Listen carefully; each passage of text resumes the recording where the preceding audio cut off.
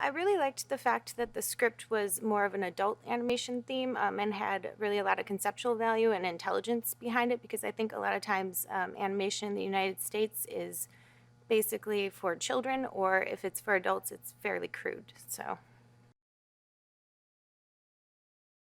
the scope of puppets kind of increased as the time went on. We changed a lot of things throughout the process. So you start with wanting to have enough puppets for the stages, and then you add more stages. Therefore, you have to make more puppets. So we started with probably 10 Michaels. We ended up having 20 of the main character.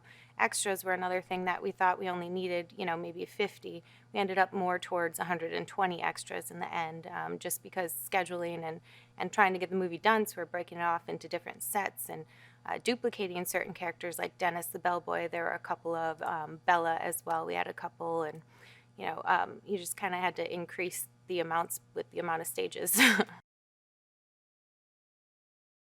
Well, first the actors were chosen that we were modeling the characters of, and then a sculptor was hired that physically sculpted the bodies and the heads of the characters, and those were brought into a 3D modeling program, and then those were 3D printed, sanded and prepped, and then we made molds of those.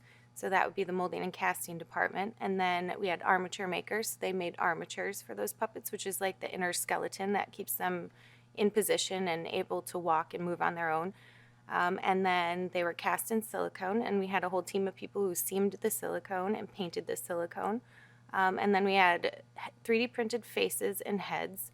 And then we had a hair person who did all the hair for all the puppets. And then after the bodies were done, the bodies would go to costumes, and they were patterned and individual costumes made for each puppet.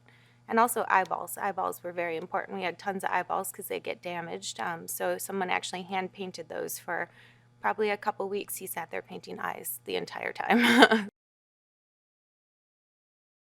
Well, we had to do a lot of R&D to get the right highlight, the proper reflection that Charlie and Duke wanted to keep them looking pretty human. So that was a lot of research to figure out how to do that and get the right enamel, and figure out how not to get bubbles in it.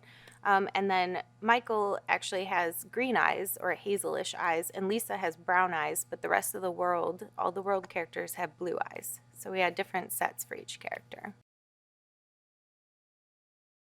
For the armatures, we started with wire armatures, and then realized with the wire armature, you don't get as sharp and defined of bends as you would with a ball and socket armature.